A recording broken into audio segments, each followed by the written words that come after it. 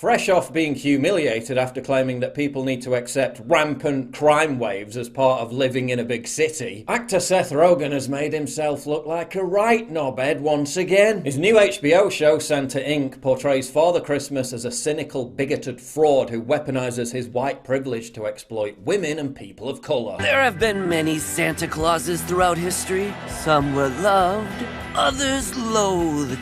But the position of Santa has mostly been a white man's game.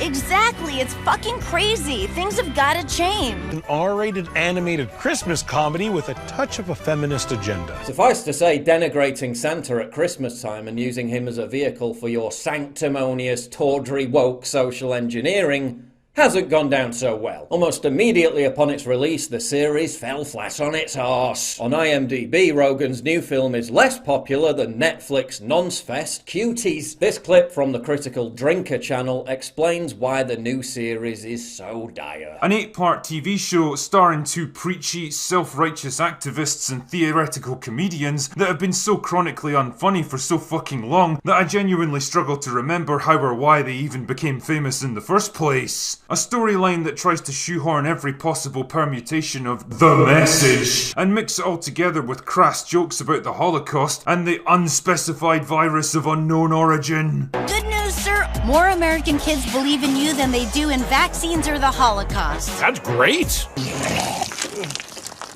Fucking hell, this show's pretty much the perfect distillation of everything wrong with modern Hollywood. The premise of what could laughably be considered the story is that Sarah Silverman plays one of Santa's loyal elves, toiling away thanklessly all year long at the North Pole, while he gets to swan in at the 11th hour and take all the glory for himself. And if the subtle allegory of a rich, lazy old white man taking credit for the hard work of his downtrodden subordinates is somehow lost on you, then fear not, because the trailer takes the time to literally spell it out for you in a way that even your average TikToker could understand. Full video of that is in the description, but Rogen refused to accept that no one likes his crappy new Christmas flick for genuine reasons. Not because it cynically seeks to sow yet more division at a time when everyone just wants to eat, drink and be merry. Not because of its malevolently insidious purpose of brainwashing children by sugarcoating CRT and other far-left wacky dogmas in a Christmas theme. Not because on the face of it the acting is shite and the plot sucks a fat one. No, the real culprit, as ever,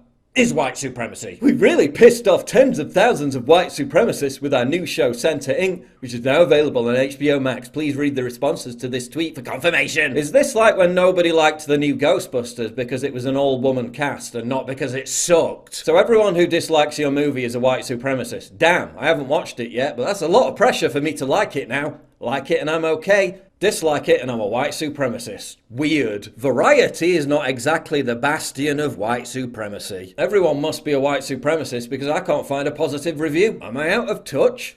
No, the people are racist. Despite being bailed out by YouTube hiding the dislike button, after the trailer had already received a ratio beatdown, the reaction was so bad that HBO disabled comments entirely. And if you think all this is the doing of a small gaggle of 4chan internet racists, and not the overwhelming sentiment of huge numbers of the public in general, you probably smoke more weed than Seth Rogen.